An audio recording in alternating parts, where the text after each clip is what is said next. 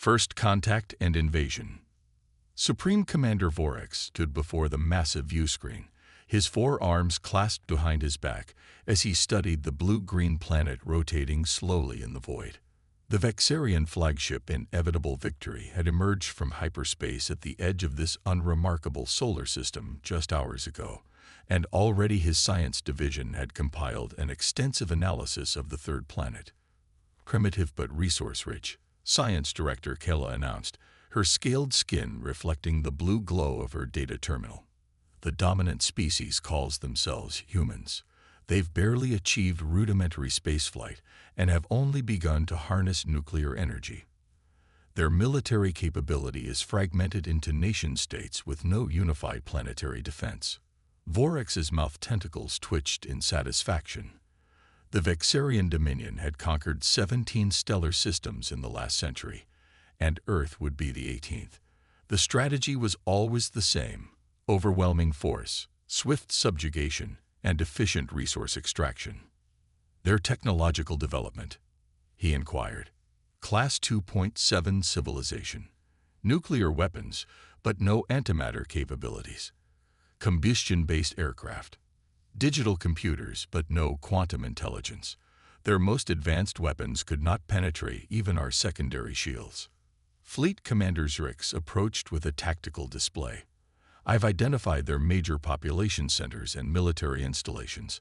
A standard shock and awe deployment should secure the planet within 3 planetary rotations. Vorax nodded. Prepare the invasion force. We'll begin with a demonstration of power, then demand unconditional surrender. I expect minimal casualties. We need their workforce intact for resource extraction.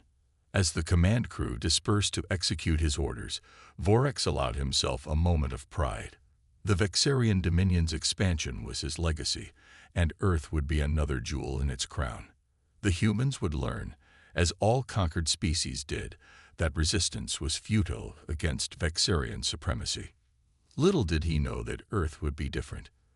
The first Vexarian ships appeared in Earth's skies at dawn over the Pacific Ocean.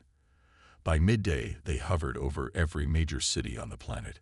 Massive obsidian structures, each the size of a small city, defying gravity as they loomed silently overhead. In the Pentagon's crisis room, General Samantha Rodriguez watched the satellite feeds with grim determination. 30 years in the United States Air Force had prepared her for many contingencies, but first contact with an alien civilization had always seemed like science fiction. Until today. What's our status? She demanded. Colonel Jensen looked up from his communications terminal. All branches mobilized. NATO allies coordinating. Russia and China have gone to maximum alert, but are maintaining communication channels with us, and our attempts to communicate with the visitors. No response to any broadcast on any frequency. They're just watching. The room fell silent as the largest screen displayed a new development. Smaller craft were now descending from the motherships, heading toward strategic locations. That doesn't look like a diplomatic envoy, Rodriguez muttered. Deploy interceptors. Non-aggressive posture, but I want eyes on those smaller craft. Before her order could be fully implemented, every electronic device on Earth capable of receiving the signal, televisions, radios, phones, computers, simultaneously activated with the same message. A humanoid figure appeared, distinctly alien with its 4 arms, scaled purple skin, and tentacled mouth. People of Earth, the translation came through in all languages simultaneously. I am Supreme Commander Vorax of the Vexarian Dominion. Your planet is now under our authority. Your resources belong to the Dominion. Your resistance is not only futile but unnecessary. We offer life and purpose under our rule.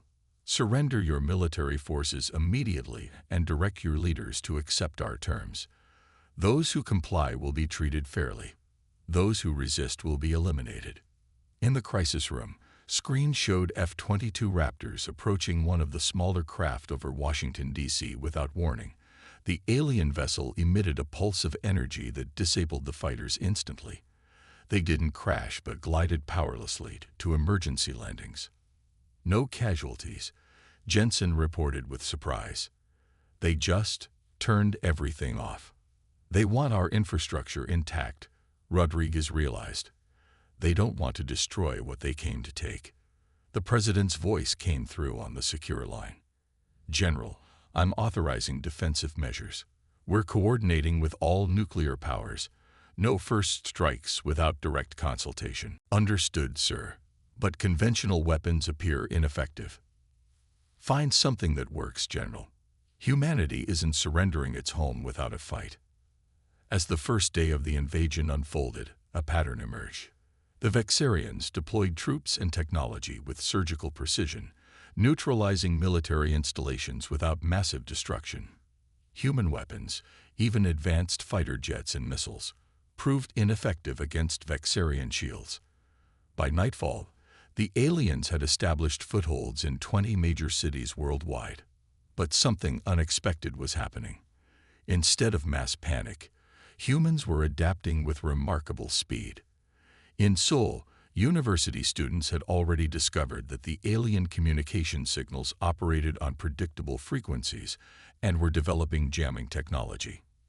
In Bangalore, software engineers were decoding Vexarian transmission patterns.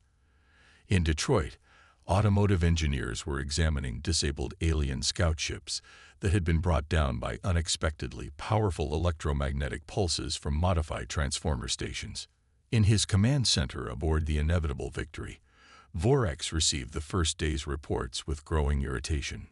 Minimal progress. He questioned, his voice dangerously low. We should have secured the major power centers by now. Fleet Commander Zrix shifted uncomfortably. The humans are unexpectedly resourceful. Supreme Commander, they're adapting to our technology faster than anticipated. And their resistance isn't centralized. It's everywhere, improvised, unpredictable. They're primates with projectile weapons. Vorex snapped. Increase the force deployment. I want this planet secured by the next solar cycle. Science Director Killa approached, her expression troubled. Supreme Commander, I've been analyzing their information networks. There's something unusual about these humans. Their entertainment media, what they call fiction, contains thousands of scenarios depicting alien invasions. Many feature strategies they're now employing against us. Fiction is irrelevant. Vorex dismissed. Not for them, Kella insisted. They've been imagining this exact scenario for generations. It's as if they've been mentally preparing for our arrival before we ever discovered them. For the first time, a flicker of uncertainty crossed Vorex's features. Escalate to Phase 2, he ordered. Let's see how they handle our real technological superiority. As night fell over Earth, the humans were indeed preparing, not just militarily, but in ways the Vexarians couldn't comprehend. In basements and garages, in university labs and corporate research facilities, in military installations and civilian homes, humanity was doing what it had always done best: adapting, innovating, and refusing to accept defeat. Dr. Eliza Chen, a quantum physicist at MIT, worked feverishly with a team of international colleagues over a secure, improvised communication network. They had been analyzing the Vexarian shield technology from sensor readings. It's not magic, she told her team, excitement breaking through her exhaustion. Their shields operate on principles similar to our theoretical quantum field manipulation. They're just centuries ahead in implementation. So we can't match it, a colleague from Oxford responded glumly. No, Chen corrected, but we don't need to match it. We just need to disrupt it. And I think I know how. Similar breakthroughs were happening globally as humanity faced its greatest challenge. The Vexarians had expected submission from a technologically inferior species. Instead, they found a planet of billions who had spent generations imagining this very scenario, and who had no intention of surrendering their world without a fight. As dawn approached on the second day of the invasion, Vorex was about to learn a harsh lesson. Technological superiority wasn't everything. Sometimes, the most dangerous adversary was one that simply refused to accept defeat, no matter the odds. Adaptation and resistance. The Vexarian command center aboard the Inevitable Victory erupted in chaos on the third day of what should have been a routine conquest. Warning signals flashed across holographic displays as reports of unexpected setbacks poured in from ground forces across Earth. Impossible. Fleet Commander Zrix exclaimed, reviewing the latest intelligence. They've developed countermeasures against our sonic disruptors. Deployment in London failed completely. The humans were wearing simple protective devices that neutralized the effect. Supreme Commander Vorex paced the command deck, his composure slipping for the first time in his distinguished military career. How are they adapting so quickly? They shouldn't have the technological framework to even understand our weapons, let alone counter them. Science Director Kella approached with a data tablet, her expression grave. Supreme Commander, my analysis of human behavior reveals something unprecedented. They're sharing information globally, across traditional enemy lines. Russian scientists are collaborating with Americans. Chinese engineers are working with Indians. The entire species has unified against us. Nations that were on the brink of war last week are now allies. Zrix asked incredulously. Not just allies, Kella corrected. They're functioning with a level of cooperation we've never seen in any species we've encountered. And there's more. They're learning exponentially. When we deploy a new technology in one location, countermeasures appear globally within hours. Vorex slammed a fist against the tactical display. Deploy the neural inhibitors in Population Center Designate New York. Let's see them adapt to having their nervous systems shut down. 6 hours later, the neural inhibitors had failed. Somehow, the humans had discovered that common Earth minerals, when properly processed and worn as simple amulets, blocked the Vexarian neural frequencies. Even more concerning, they had turned the technology against Vexarian ground troops, modifying the frequency to target alien biology. In a secure underground facility beneath the Rocky Mountains, the makeshift Global Defense Council convened its third emergency session. What had begun as a desperate alliance of military leaders had evolved into something more. A remarkable fusion of scientific, military, and civilian expertise from across the planet. General Rodriguez represented North American forces, now working in seamless coordination with former adversaries. The adapted neural disruptors are working, she reported. Vexarian ground forces are retreating from Denver and Chicago. Similar reports coming in from Shanghai and Berlin. Dr. Chen's holographic projection nodded, dark circles under her eyes testament to days without sleep. The quantum field disruptors are ready for deployment against their shields. We've reverse-engineered the principles from their own technology. It won't bring down their defenses completely, but it will create windows of vulnerability. How did you develop this so quickly? Asked General Ibrahim of the Egyptian forces. Chen smiled tiredly. Collaborative genius. We've had theoretical models for decades. The Vexarians just showed us practical implementation. And when we captured their scout ships intact, we found their systems surprisingly comprehensible. It's as if their technology evolved along predictable paths. Unlike us, commented Dr. Raju Patel, leading the biological countermeasures team. Our chaotic technological development, with multiple competing frameworks, actually gave us an advantage. While they're efficient, we're diverse and adaptable. Rodriguez leaned forward. What about their command ships?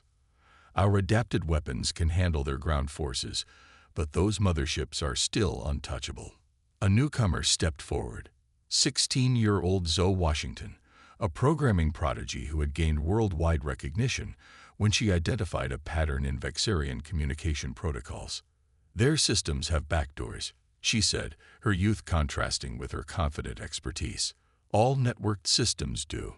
We've been analyzing their communication patterns, and there's a vulnerability in how their ships synchronize. If we can exploit it, we might be able to disrupt their entire command structure simultaneously. Aboard the Inevitable Victory, Vorex faced the unthinkable, a full-scale strategic reassessment. What had been planned as a 3-day operation had stretched into a week of increasingly effective resistance. We've lost 30% of our ground forces, Zhrix reported grimly. The humans are now deploying weapons based on our own technology, modified to target our specific vulnerabilities. How? Vorex demanded. How is this primitive species reversing centuries of our technological development in days? Behavioral analyst Jun, who had been studying human psychology, offered a perspective. Sir, I believe it's their diversity and cultural framework. Unlike the unified development of Vexarian society, humans evolved with thousands of competing cultures, perspectives, and approaches. When faced with a problem, they don't follow a single logical path. They try thousands of approaches simultaneously until something works. That's inefficient, Zhrix scoffed. But effective in crisis, Jun countered. And there's something else, their fiction, their entertainment. They'd been imagining alien invasions for centuries, exploring countless scenarios of how technologically superior beings might be defeated. It's as if they've been running mental simulations of this exact situation for generations. Kala, who had been monitoring global communications despite human efforts to secure them, looked up from her station with alarm. Supreme Commander, we're detecting a coordinated electromagnetic buildup at multiple points around the planet. I believe they're preparing a synchronized attack. Before Vorex could respond, the first wave hit. Modified Vexarian technology, combined with Earth's most powerful electromagnetic systems, created precisely tuned pulses that momentarily disrupted the mothership's shields. In that brief window, human fighters, now equipped with weapons reverse-engineered from captured Vexarian technology, launched coordinated strikes.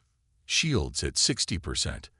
A technician called out as the inevitable victory shuddered under unprecedented strain. They're targeting our command systems with a virus that mirrors our own protocols.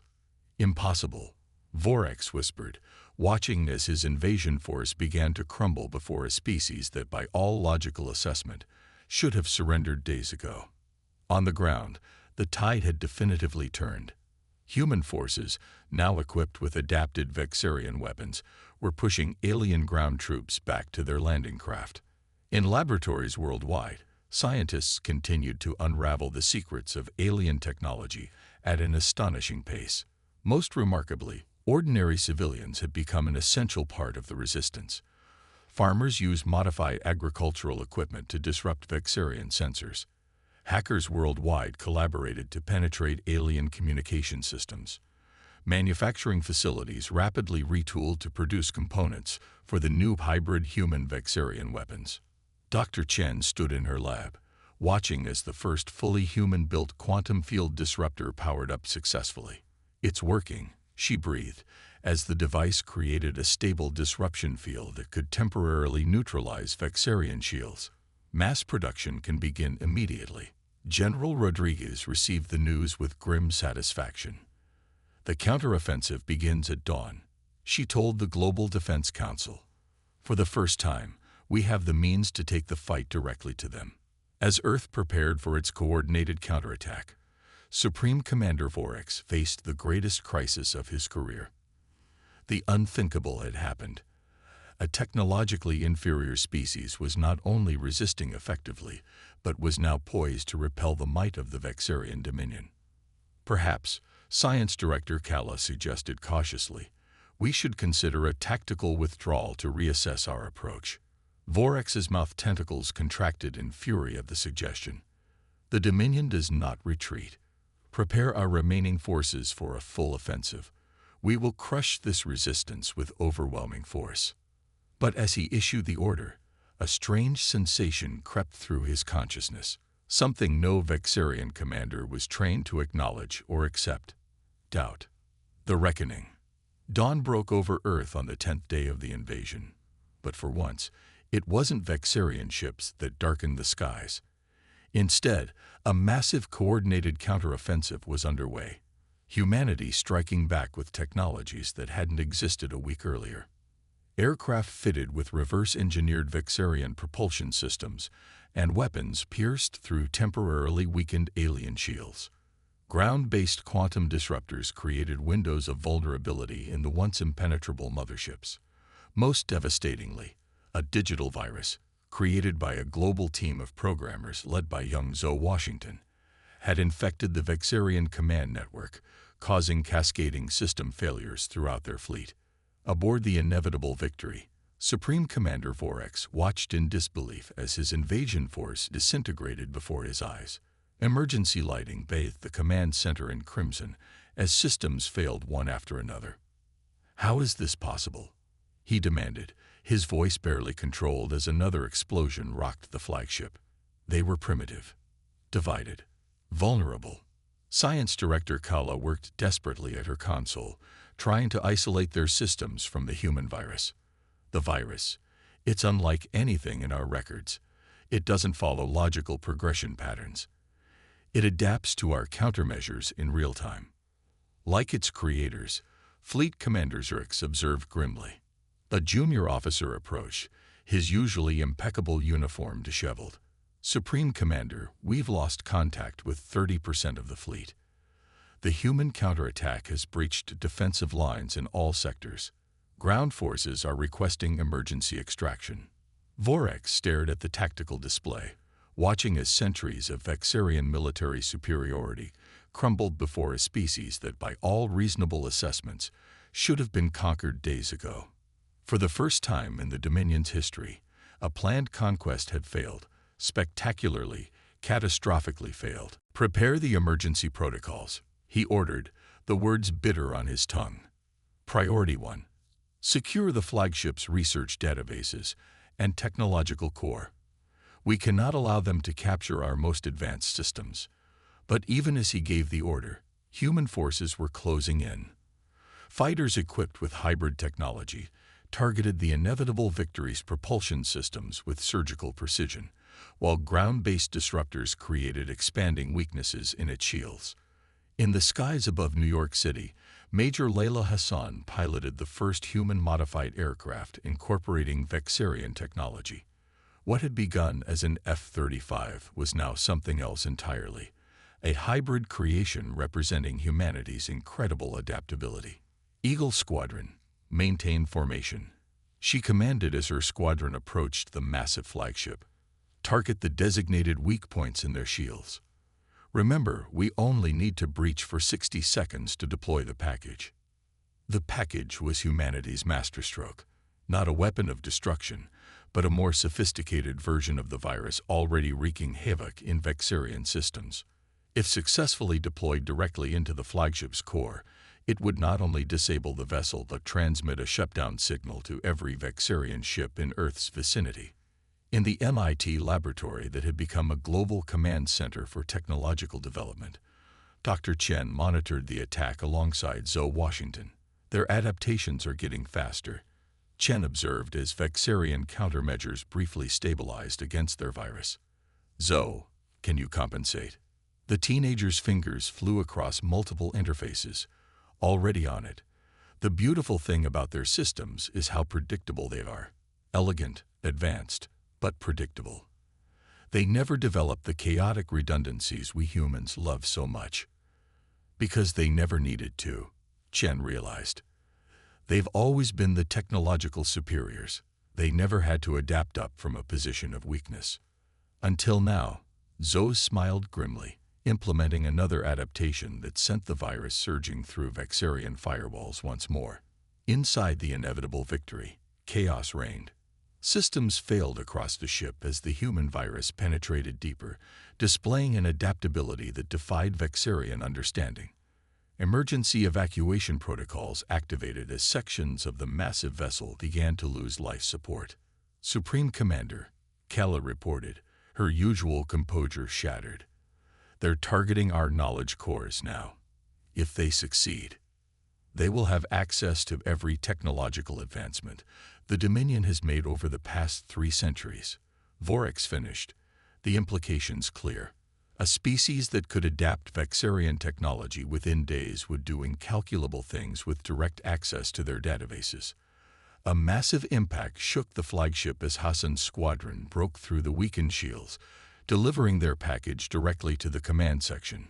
Warning signals blared as the virus took hold, spreading through the flagship's systems with unstoppable efficiency.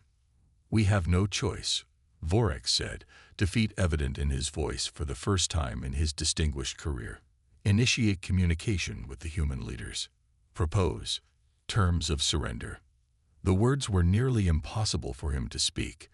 The Vexarian Dominion had never surrendered in its 1,000-year history of expansion. But as he looked at the tactical displays showing human forces coordinating with incredible effectiveness worldwide, he understood that continuing would mean not just defeat but annihilation. In the Global Defense Council headquarters, a stunned silence fell as the Vexarian communication came through. General Rodriguez exchanged incredulous glances with her international colleagues as the alien commander formally requested cessation of hostilities. "They're surrendering," General Ibrahim asked, disbelief evident in his voice. "They're asking for terms," Rodriguez corrected, her expression cautious. "This could be a tactical pause while they regroup." Dr. Petal shook his head as he analyzed the Vexarian ship status. "Their systems are comprehensively compromised. This isn't a tactic. They've genuinely lost control of their invasion force." The world leaders convened an emergency session to craft a response.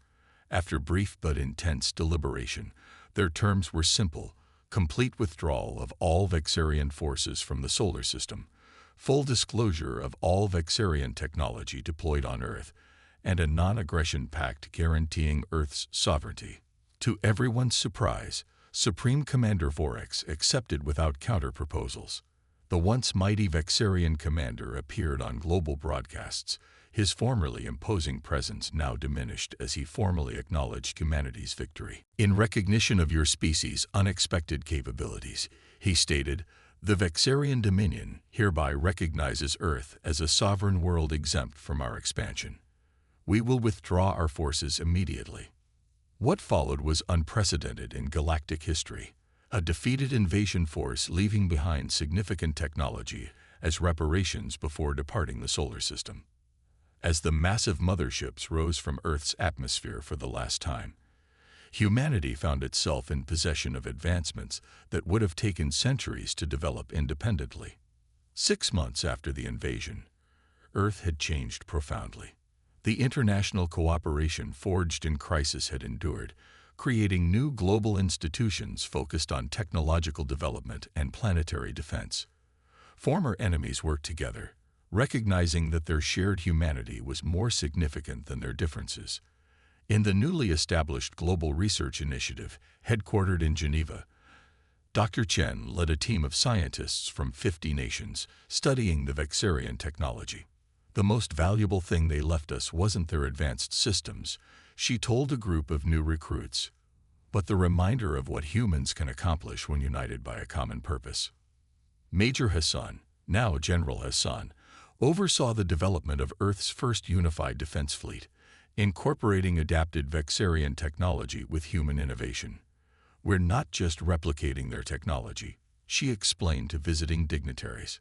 "We're improving it, making it uniquely ours." 16-year-old Zoe Washington had become something of a global icon, her virus hailed as the turning point in the conflict.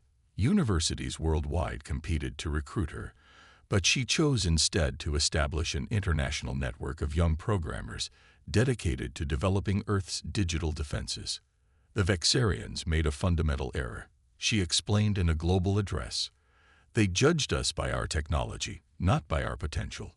They saw our divisions as weakness rather than the source of our greatest strength, our diversity of thought and approach."